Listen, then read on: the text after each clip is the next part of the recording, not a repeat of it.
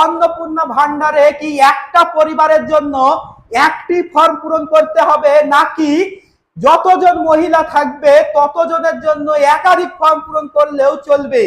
তো বন্ধুরা, আপনাদের জন্য জানিয়ে রাখি যে একটি ফর্ম থেকেই কিন্তু আপনাদের সবার আবেদন করা হয়ে যাবে। অর্থাৎ ধরুন আপনার বাড়িতে অন্নপূর্ণা যোজনার যে সুবিধা সেটা পাওয়ার জন্য যোগ্য মহিলা আছে দুজন কিংবা তিনজন, তাহলে সেক্ষেত্রে আপনাকে আলাদা করে কোনো ফর্ম ফিল আপ করতে হবে না। অর্থাৎ সেই দুজন কিংবা তিনজন মহিলা যদি হেড অফ দ্য ফ্যামিলি যদি একজনই হয়, তাহলে একটি ফর্মে কিন্তু আপনাদের তিনজনের কিংবা দুজনের কিন্তু হয়ে যাবে। এবং এটিও কিন্তু কেন বলছি যে হয়ে যাবে, কারণ এখানে অপশনই দেওয়া রয়েছে হেড অফ দ্য ফ্যামিলির নিচে কিন্তু 1 2 3 করে এইভাবে মোট 5 জন সদস্যের কিন্তু জায়গা দেওয়া হয়েছে।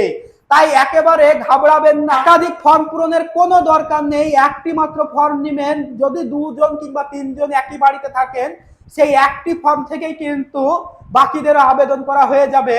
তো বন্ধুরা, ভিডিওটি বেশি বেশি করে শেয়ার করে দিন সাধারণ মানুষের মধ্যে, যাতে সাধারণ মানুষ এই বিষয়টিতে অবগত হতে পারে, এই বিষয়টি নিয়ে যাতে তারা অযথা দুশ্চিন্তা না করে।